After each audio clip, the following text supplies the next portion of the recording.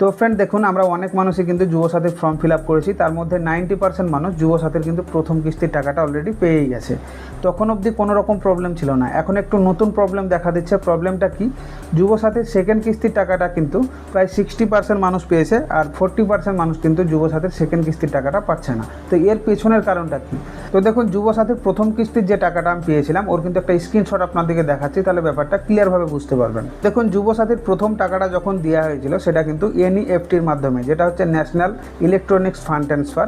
এটা ইনস্ট্যান্ট কিন্তু ট্রান্সফার হয়ে যায়, যার জন্য 90% লোকের ব্যাঙ্ক অ্যাকাউন্টে যুবসাথীর প্রথম কিস্তির টাকাটা চলে এসেছিলো। এবার সেকেন্ড কিস্তির টাকাটা কিসের জন্য আসছে না? সেকেন্ড কিস্তির যে পেমেন্টটা আমি পেয়েছি তার একটা স্ক্রিনশট দেখুন।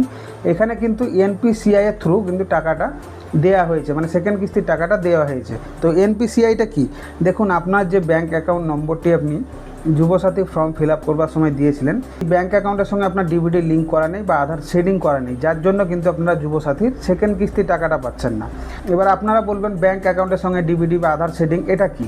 তো দেখবেন অনেক মানুষ পিএম কিষানের টাকা পায় বা গ্যাসের ভর্তুকি পায়। যাদের ব্যাঙ্ক অ্যাকাউন্টের সঙ্গে ডিবিডি লিঙ্ক করা আছে তারাই কিন্তু গ্যাসের ভর্তুকি বা পিএম কিষানের টাকা ব্যাঙ্ক অ্যাকাউন্টে পায়। তাহলে আপনাকে কি করতে হবে? আপনাকে সর্বপ্রথম দেখতে হবে আপনার ব্যাঙ্ক অ্যাকাউন্টের সঙ্গে ডিবিডি লিঙ্ক আছে বা আধার শেডিং করা আছে কিনা। এবার যাদের যুবসাথীর সেকেন্ড কিস্তির টাকাটা ঢুকেনি, মানে ব্যাঙ্ক অ্যাকাউন্টের সঙ্গে ডিবিডি করা নেই বা আধার শেডিং করা নেই, তারা কি করবেন? তাদেরকে কী করতে হবে? ব্যাঙ্ক অ্যাকাউন্টের সঙ্গে ডিবিডি করতে হবে বা আধার শেডিং করতে হবে। তো এখন কথা হচ্ছে এই কাজটা আপনারা কীভাবে করবেন, তো ওটাই দেখাবো আজকের এই ভিডিওতে। তো জাস্ট ভিডিওটা শুরু থেকে শেষ পর্যন্ত দেখুন। আর এইরকম আরও ইনফরমেটিভ ভিডিও পেতে আমাদের ফেসবুক পেজ বা ইউটিউব চ্যানেলটিকে ফলো বা সাবস্ক্রাইব করে রাখুন। তো চলুন আজকের ভিডিওটিকে আমরা স্টার্ট করি।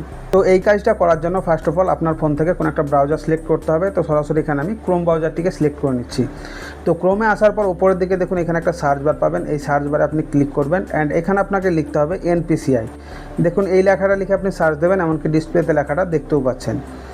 তো এনপিসিআই সর্বপ্রথম যে অফিসিয়াল ওয়েবসাইটটি পাবেন এর উপরে আপনাকে ক্লিক করতে হবে। দেন এইরকম ইন্টারফেস আপনাদের সামনে শো হবে।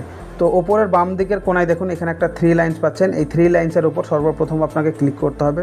তো 3 লাইন্সে ক্লিক করে দেওয়ার পর সেকেন্ড দেখুন একটা অপশান পাচ্ছেন কাস্টমার, এর উপর আপনাকে ক্লিক করতে হবে। তো কাস্টমারে যখন ক্লিক করবেন দেখুন এখানে আর একটা অপশান পাচ্ছেন ভারত আধার শেডিং এনেবল, এর উপর আপনাকে ক্লিক করতে হবে। তো এখানে যখন আপনি ক্লিক করে দেবেন পেজটা 2 থেকে 3 সেকেন্ড লোডিং নেবে, একটু আপনাকে ওয়েট করতে হবে।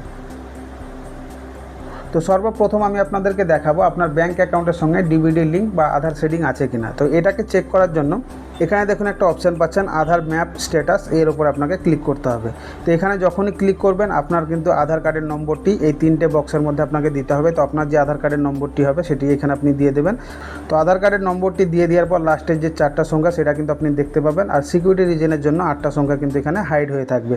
তারপরে দেখুন এখানে একটা ক্যাপচা কোড পাচ্ছেন, এই ক্যাপচা কোডটা এই বক্সের মধ্যে আপনাকে দিতে হবে। তো দেখে দেখে ক্যাপচা কোডটা ফিল আপ করবেন, কোনো রকম যাতে কোনো কিছু ভুল না হয়। তো ক্যাপচা কোডটা দিয়ে দেওয়ার পর নিচের দিকে দেখুন একটা চেক স্ট্যাটাস বলে অপশান পাচ্ছেন, এর উপর আপনাকে ক্লিক করতে হবে।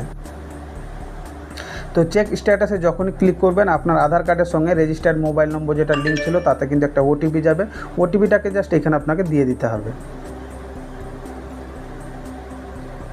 তো ওটিপিটিকে এখানে দিয়ে দেওয়ার পর নিচের দিকে দেখুন কনফার্ম আইকন পাবেন, এই কনফার্ম আইকনের উপর আপনি ক্লিক করে দেবেন। তো কনফার্ম আইকনে যখনই আপনি ক্লিক করে দেবেন এখানে কিন্তু স্ট্যাটাস আপনি দেখতেই পাচ্ছেন আধার ম্যাপ স্ট্যাটাস, আপনার যে আধার নম্বর সেটি কিন্তু দেখাবে।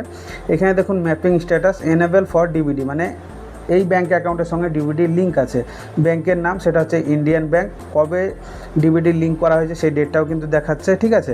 ম্যান্ডেট ডেট এটাও কিন্তু এখানে এরকমভাবে দেখাচ্ছে। এতটুকু দেখার পর আপনারা শিওর হয়ে যাবেন আপনার ব্যাঙ্ক অ্যাকাউন্টের সঙ্গে ডিবিডি লিঙ্ক আছে বা আধার শেডিং করা আছে কিনা।